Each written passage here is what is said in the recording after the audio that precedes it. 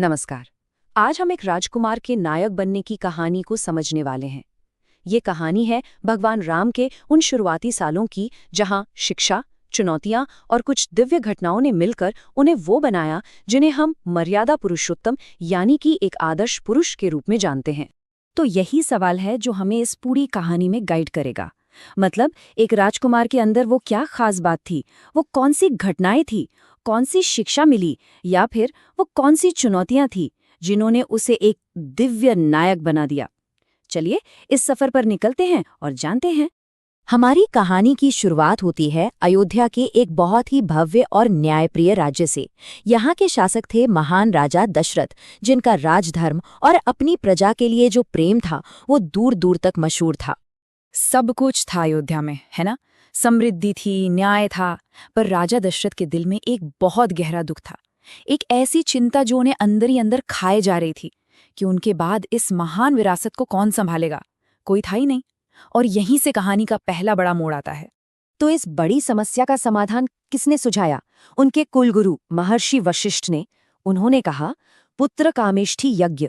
ये एक ऐसा पवित्र अनुष्ठान था जो देवताओं का आशीर्वाद पाने और राजा की सबसे बड़ी इच्छा पूरी करने की, कह सकते हैं, एकमात्र उम्मीद थी। और देखिए, यज्ञ सफल हुआ। देवताओं की कृपा हुई और राजा दशरथ की तीनों रानियों कौशल्या, कैकेयी और सुमित्रा को 4 पुत्रों का वरदान मिला: राम, भरत, लक्ष्मण और शत्रुघ्न।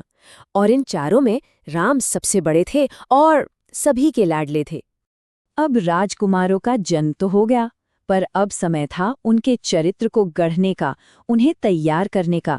और ये जिम्मेदारी उठाई गुरु वशिष्ठ ने, जिनकी देखरेख में उनकी पूरी शिक्षा दीक्षा शुरू हुई।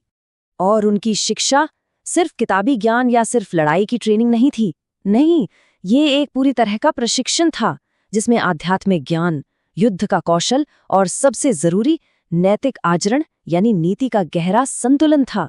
भाई, एक आदर्श शासक बनने के लिए ये सब तो जरूरी है ही।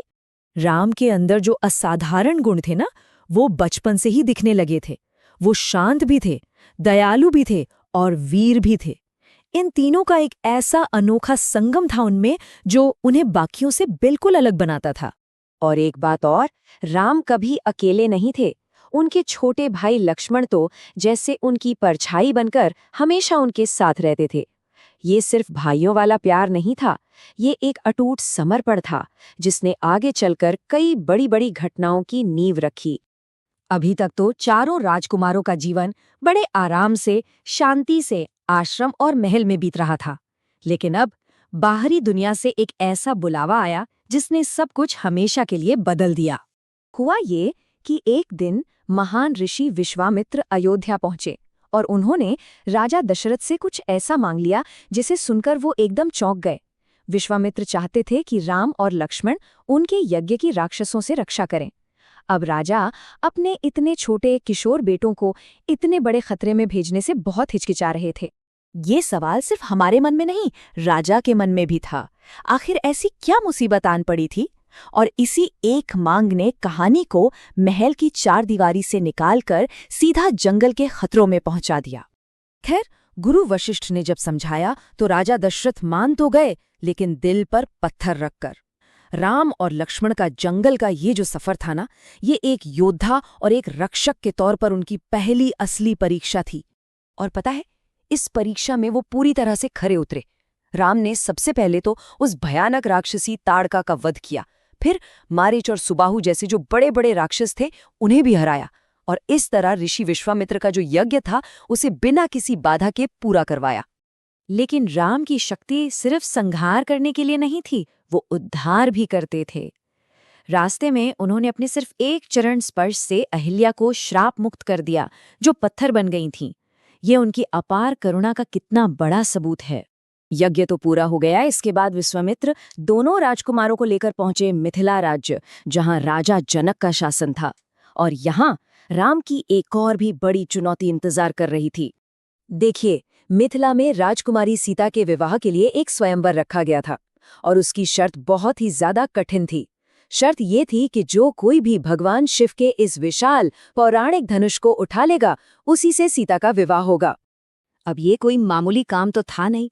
एक के बाद एक बड़े से बड़े ताकतवर राजा आए।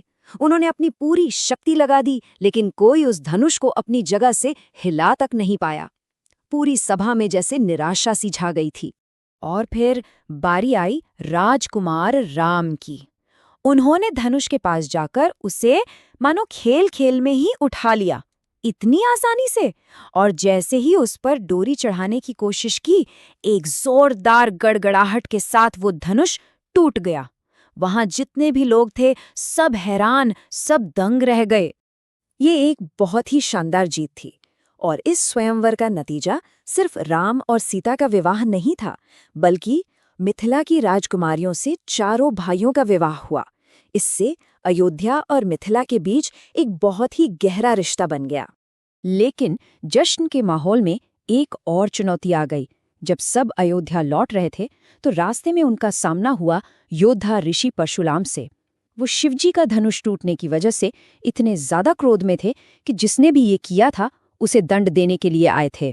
परशुराम ने राम को चुनौती दी, लेकिन जब राम ने अपनी अलौकिक शक्ति दिखाई तो परशुराम का सारा क्रोध शांत हो गया। उन्होंने एक पल में पहचान लिया कि राम कोई साधारण राजकुमार नहीं है, वो तो स्वयं भगवान विष्णु के अवतार हैं। ये राम की दिव्यता का अंतिम और सबसे बड़ा प्रमाण था। तो राम के जीवन के ये जो शुरुआती अध्याय हैं, ये हमें एक गहरे सवाल पर सोचने के लिए मजबूर करते हैं। क्या वाकई जीवन में आने वाली पहली बड़ी चुनौतियां ही वो आग होती हैं जो एक साधारण इंसान के चरित्र को सोने की तरह तपाकर उसे महान नेतृत्व के लिए तैयार करती हैं? इस पर विचार जरूर कीजिएगा।